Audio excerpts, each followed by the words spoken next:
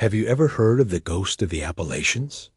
I'm not talking about some old spooky legend. I'm talking about a living, breathing person who's become a modern-day folk hero, a figure known only as Zero. This isn't just some guy living off-grid. He is rewriting the rules of survival in a world that feels like it is leaving a lot of us behind. And the story gets even wilder. They say his home, his sanctuary, is surrounded by mountain lions and coyotes.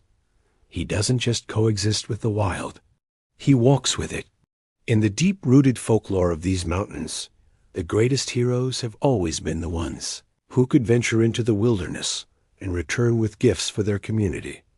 And that's exactly what Zero is doing. He's not just shaking things up. He's building a completely new manual for living, a guide for anyone who feels trapped or forgotten by the relentless march of the modern world. Think about it. This isn't about building a brand or getting famous. This is about creating a legacy, something real and tangible that will outlast any corporate algorithm or fleeting social media trend. He's a ghost operating in the shadows, which raises the question, how do people even follow him? There's no official channel, no verified account. It seems like his followers stumble upon his work, like finding fresh tracks in the snow, a new radio broadcast, a hidden video tutorial, a whisper traveling through the digital underground. It's like an exclusive club you can only find if you're looking for the right signals. This whole situation is setting the stage for an epic standoff, a true clash of titans. On one side, you have the establishment, the unmovable object. It operates on tracking, on taxes, on titles, on knowing who you are and where you are at all times. On the other side, you have Zero, the unstoppable ghost. He operates on anonymity, autonomy, and the untamed power of the wild. If there ever is a showdown, it won't be like you expect. It won't be a simple fight. It will be a battle between two completely different realities, two opposing philosophies of life. So, how does a ghost win against an empire? The victory won't look like a traditional battle. It's more strategic, more elegant. Let's break down Zero's potential playbook. First, there's what I call the vanish move. Imagine the suits, the agents in their clean shoes, finally tracking him down. They get close to that door, the one supposedly guarded by mountain lions. A guy like Zero doesn't have to stand and fight.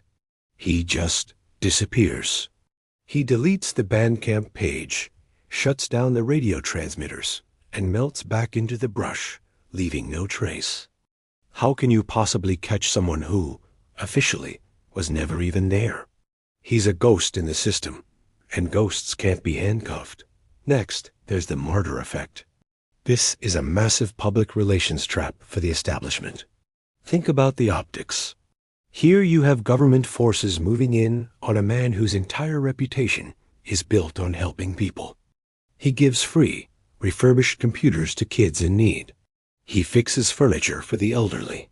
He teaches practical skills for free. If the powers that be use force against a beloved folk hero, they instantly lose the war for public opinion. They would be turning a quiet helper into a legendary martyr. And that kind of action only pours gasoline on the fire of a revolution. It validates every single anti-establishment sentiment and inspires 1,000 more people to follow his lead. Finally, and this might be his strongest card, is the tech edge. Zero isn't just some woodsman. He's a tech wizard.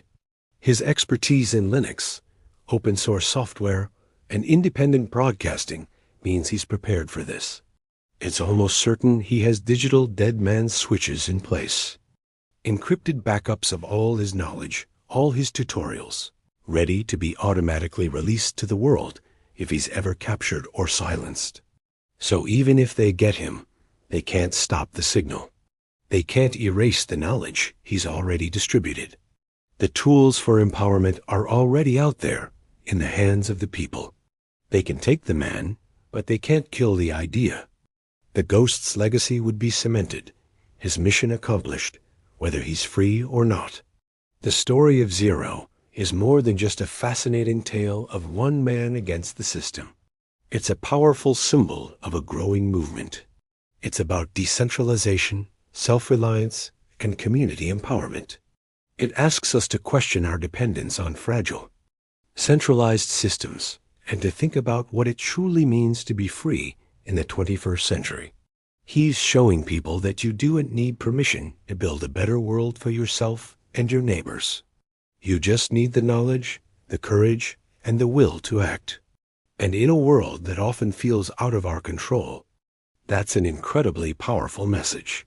What do you think? Is Zero a modern-day Robin Hood or something else entirely? Let me know your thoughts down in the comments. Thanks for watching, and I'll see you in the next one.